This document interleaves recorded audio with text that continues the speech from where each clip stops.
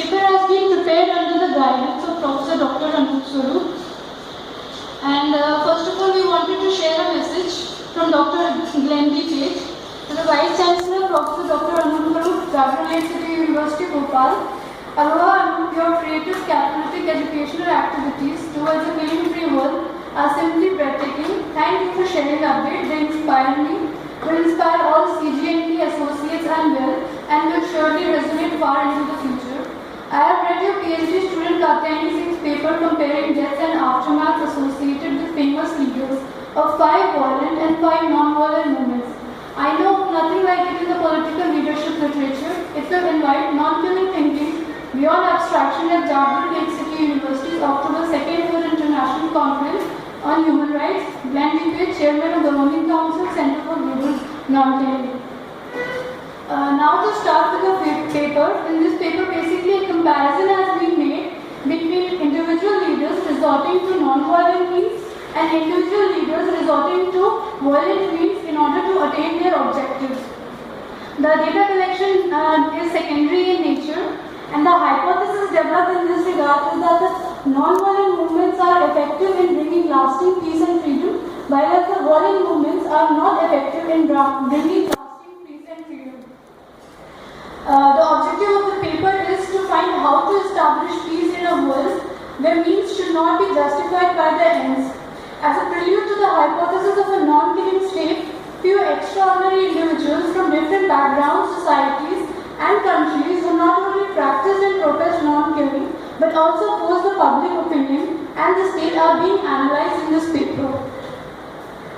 Now the revolutionaries and the movements. First, the non-violent revolutionaries. Under this, the first individual is Cândido Rondon. He was a Brazilian military officer who founded the Indian Protection Service. The aim of this organization, this Indian Protection Service, was to protect the native Indians living in Brazil. And the Brazilian government, the native Indians had become hostile towards the Brazilian government, and in order to gain their trust, this Indian Protection Service was founded. The motto given by Cândido Rondon was "Die if necessary, but never kill." Next is Martin Luther King Jr. from USA. He was a civil rights activist fighting against the segregation system in USA. His non-violent efforts led to the passage of 1965 Voting Rights Act, 1964 Civil Rights Act, the 1968 Fair Housing Act, and finally brought an end to the racial segregation. There is M.K. Gandhi. M.K. Gandhi used satyagraha and non-violence as his tools to fight the Indian War of Independence. It was under his leadership the non-cooperation movement of 1920, the civil disobedience movement of 1930, and the Quit India movement of 1942 was fought. Next is Nelson Mandela. He fought the anti-apartheid system from 1948, and the movement ended in 1994. Basically, this was a non-violent movement against the discrimination being done in South Africa between the blacks and the whites. Last is Khan Abdul Ghaffar Khan from Afghanistan. He organized the Khudai Khidmat Girls in 1929. The initial goal of this organization was to attain independence, and after independence it aimed for democracy, education, women's rights, and the abolition of slavery. Now we will look at the violent revolutionaries. The first leader is Lenin from Russia. Lenin led the Russian Revolution from 1917 to 22, after which a communist system was established in the country. Then Mao Zedong from China. He led the Chinese Revolution from 1945 to 49. He took Marxism in its extreme form, as we can judge this by his philosophy, which says power comes from the balance of the gun. Next is Yasser Arafat from Palestine. He organized the he was the president of the Palestine Liberation Organization, whose aim was to liberate Palestine from Israel. The organization has given birth to various terrorist organizations and has brought instability in the region. Up till now, there has been no success to its cause. Fourth is Kim Jong-il from North Korea. He was the president of North Korea from 1948 to 1994, under him the Korean War was fought between 1950 to 1953, the aim of which affiliate South Korea with the North. However, the war did not achieve its objective. And last we have Fidel Castro and Che Guevara. Both were Marxist revolutionaries, though Che Guevara was from Argentina. He also participated. In fact, he was one of the leading leaders of the Cuban Revolution from 1953 to 59. They used guerrilla warfare technique and it was a successful revolution. Now this is the death toll of the movements. As you can see, the red bars indicate the violent movements, while as the blue bars indicate the non-violent movements. And all the, you can observe, the non-violent movements are, the death toll is between thousands and somewhere in hundreds, while as the death toll of the violent movements is falling into millions with the exception of Cuban Revolution only. Now the aftermath of the movements. Now first the violent movements. In Russia after Lenin, Stalin came to power and he is reported to have killed 20 to 40 million people between 1924 to 53. There had been no transparency in the system under the communist system. So not much can be said, but in 1991 there was a split in Soviet Union.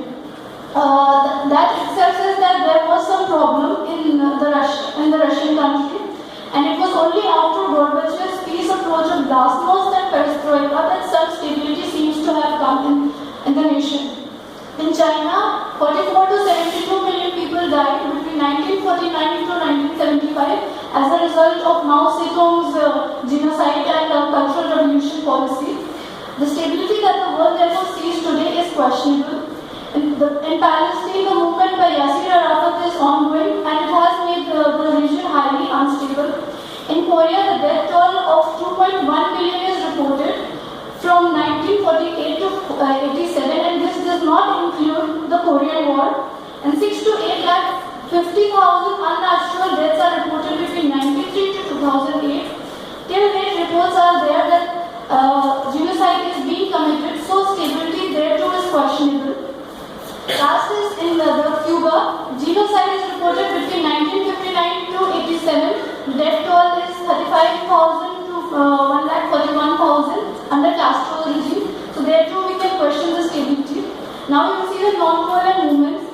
In Brazil under Camilo Rondon's leadership, a treaty was signed with the native Indians in 1946 that not only gained the trust of the native tribes living in Brazil, but it also helped them in building telegraph lines across the nation, and for that, Camilo Rondon is regarded as father of communication in Brazil.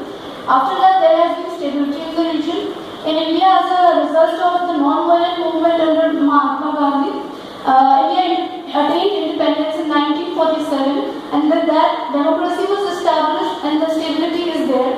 In Pakistan, the movement of Khudai Khidmat failed after 1947, and the nation is unstable and still there is threat to democracy. In South Africa, after the end of the apartheid system, South Africa was able to resume its seat in the UN General Assembly after 20 years of absence. In USA, the situation is stable after the end of segregation system.